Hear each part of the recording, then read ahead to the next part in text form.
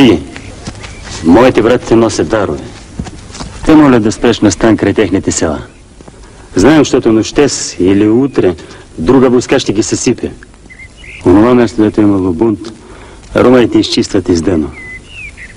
Виги, приморските родове просят да им помогне срещу войскарите. Ще ти се наплатим богато. И мед и зърно няма да пожалим. Не мога да бъда навсякъде. Пък и малко хора водя.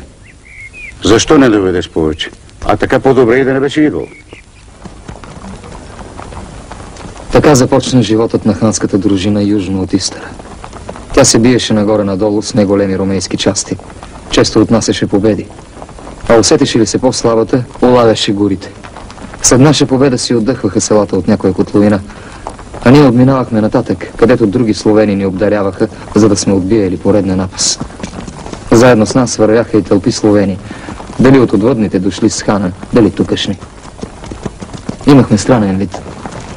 Войска пъстра до немай къде, неподредена. През онова първо лято на нашите трайни налети над Мизия дадохме броени убити, а прибрахме големи откупи или дарове. И плячка, разбира се. Благодатна шетня, която ни сподобяваше с всичко желано. Топли нощи и тучна паша, бистри извори и обилна прехрана, неопасни схватки с малки ромейски дружини, които, съзнавайки слабостта си, отбягваха да влизат в боя с нас.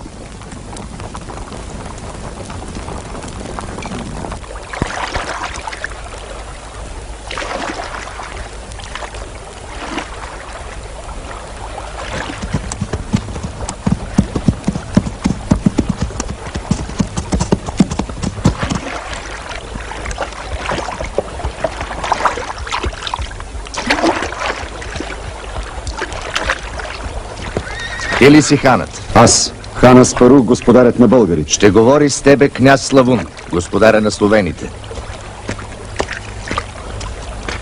Да го посрещнем достойно.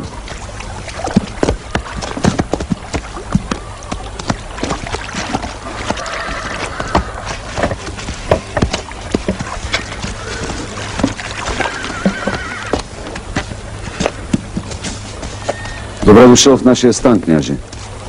Не може да ми желаеш добре дошъл на моя земя. Той все едно аз да нахалтам в улова ти, докато тебе те няма. А сетне да те посрещна с хляб и сол. Не върви. Както знаеш, нападам само ромеи, не вас. А словенските села ти плащат откуп, да не налиташ на тях. Все същото.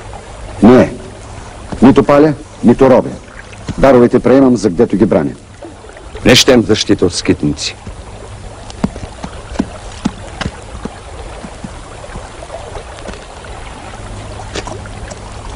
Прощавам ти обидата.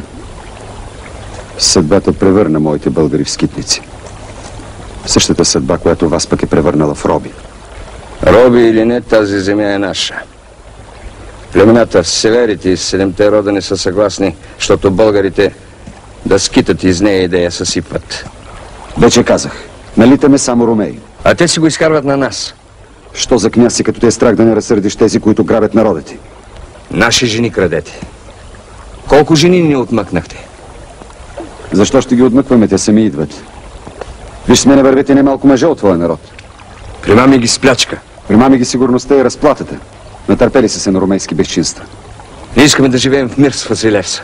Но иска ли той да живее в мир с вас? Или по 3 пъти в година неговата войска ви напомня, че му дължите покорство и данък?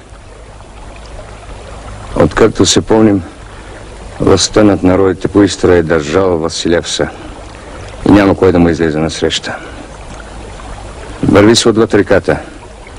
Иначе ще поведа северите и 7-те рода против тебе. Хубаво. Аз пък ще ви изляза не с дружина, а с всичките си българи. И ще ми помагат уния словени, дето не искат повече да мируват и да плащат. Смятай се във война с нас. Смятам се. Товарете, стегнете си да преплуваме оттатък. До някой ден ще проумеете, че българи и словени имат един и същи враг.